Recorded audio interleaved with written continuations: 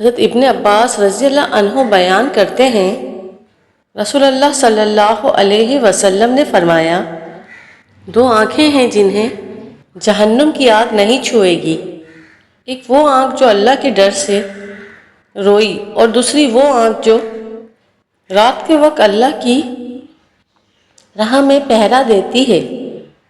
مشکوٰۃ المصابیح حدیث نمبر 3829۔ حضرت ابو ہریرہ رضی اللہ عنہ بیان کرتے ہیں، رسول اللہ صلی اللہ علیہ وسلم کے صحابہ میں سے ایک آدمی ایک گھاٹی کے پاس سے گزرا جس میں میٹھے پانی کا ایک چھوٹا سا چشمہ تھا۔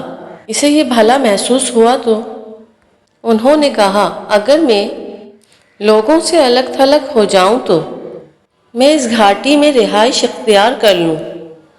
رسول اللہ صلی اللہ علیہ وسلم سے اس کا ذکر کیا گیا تو آپ صلی اللہ علیہ وسلم نے فرمایا، ایسی خواہش مت کرو، کیونکہ تم میں سے کسی کا اللہ کی راہ میں ٹھہرنا اس کا اپنے گھر میں 70 سال نماز پڑھنے سے بہتر ہے۔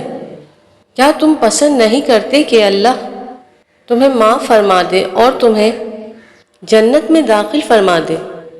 اللہ کی راہ میں جہاد کرو۔ شخص نے فواک ناکہ تھن سے 2 دفعہ دودھ نکالنے کے درمیانی وقفے نہ اللہ کی راہ میں قتال کیا تو اس پر جنت واجب ہوگی۔ مشکوٰۃ المصابیح 3830۔ حضرت ابو امامہ رضی اللہ عنہ نبی کریم صلی اللہ علیہ وسلم سے روایت کرتے ہیں، صلی اللہ علیہ وسلم نے فرمایا، جس شخص نے نہ جہاد کیا اور نہ کسی مجاہد کو تیار کیا، نہ کسی مجاہد کے گھر میں اچھا جانشین بنا، تو اللہ روز قیامت سے پہلے اسے کسی سخت مصیبت سے دوچار کرے گا۔